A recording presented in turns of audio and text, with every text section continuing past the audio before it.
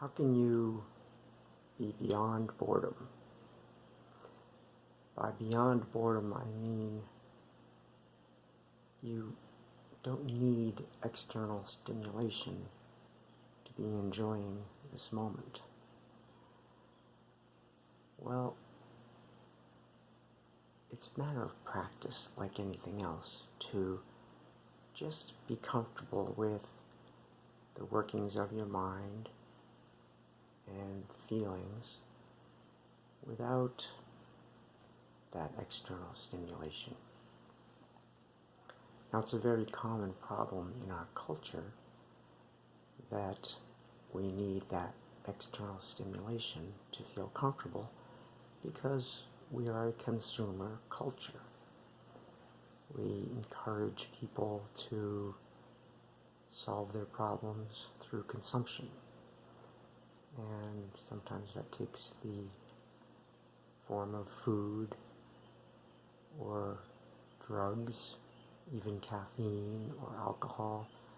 Socially acceptable legal drugs can be used to give us the stimulation that we need.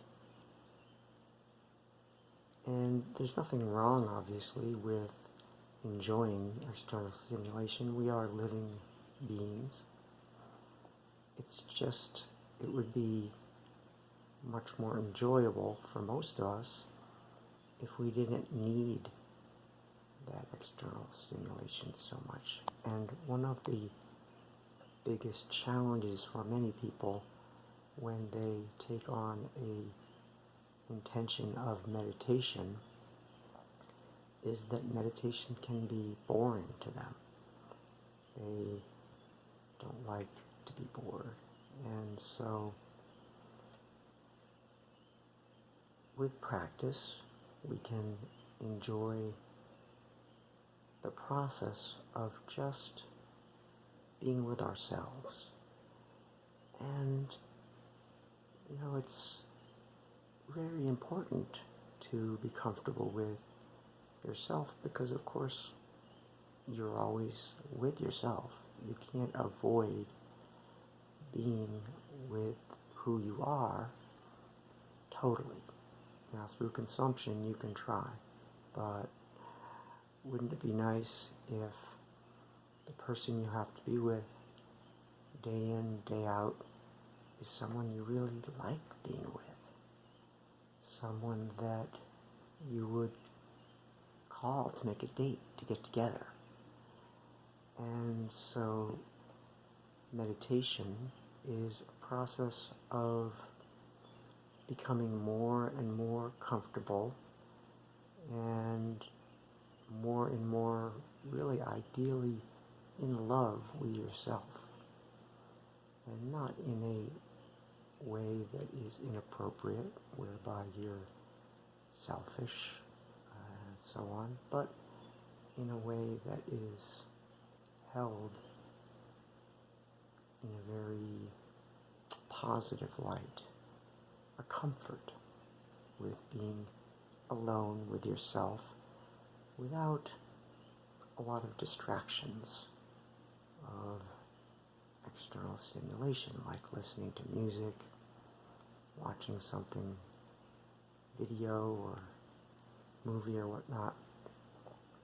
So meditation is a wonderful opportunity to learn more about who this person is that you have to live with in every moment, and just be with them, listen to them. So that doesn't mean talking to yourself. That means find the awareness that we all have to be aware of our thoughts, aware of our feelings in as clear and honest way as we can be.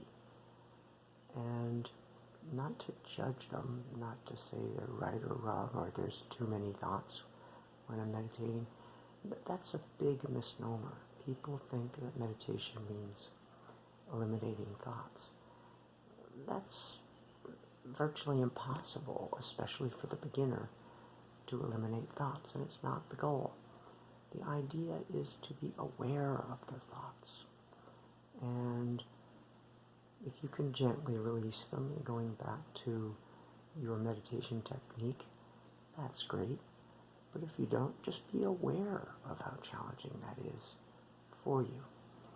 And even that practice is one that you can get better and better at being aware of the process of meditation, being aware of thoughts consciously, and really almost celebrating the relationship between your awareness and what it is that you're aware of. Your thoughts, your breath, your feelings, your body, staying in the body, all of these things that you can be aware of, including the activity that you are engaged in while meditating. All of these things are wonderful aspects of who you are in each moment. And as we develop the muscle of awareness, the habit of awareness, eventually, with practice, you don't need to identify so much with the thoughts that come to mind. In fact, in the Buddhist tradition, the thinking mind is thought of as a sixth sense. In other words, thoughts come to the mind much as light comes into your eyes, and much as we see things with our eyes and interpret what we see with our minds. We can close our eyes and be in a quiet space and have no significant external stimulus, and thoughts are coming into our minds nonetheless. And so the thoughts that come in that situation are really, it's almost as if that's the one sensing faculty that's left, is the thinking mind sensing thoughts that occur. And so it's often helpful to think about the mind as being another sensing organ, like the eyes, ears, taste buds in the mouth, and so on, instead of being a fundamental aspect of who we are. And of course, it is evidently more fundamental than the other senses, and yet it's also not something that we need to identify with primarily. It's one facet of what we are, but we're also energetic beings. We have physical bodies that are very much integrated with the mind. The body-mind is one thing. It's not separate per se. But the important thing is to find the awareness of all of this and live in that witnessing awareness. And then you can find less and less dependence on external stimuli, such as video, radio, and so on, and eventually even less dependence on the external, so to speak, stimuli thoughts, or less tendency to be in a habit of thinking random thoughts. And let's face it, most of us have a lot of random thoughts throughout the day, unless we're really concentrating on one thing that we're doing in the moment. So let's see who of you listening to this video will take on the Beyond Boredom Challenge and start spending more time in some meditative process and learn to love the relationship between your awareness and your senses, including the mind. If you like this video, please give me a thumbs up and subscribe, and let your friends know that these videos are available for them as well.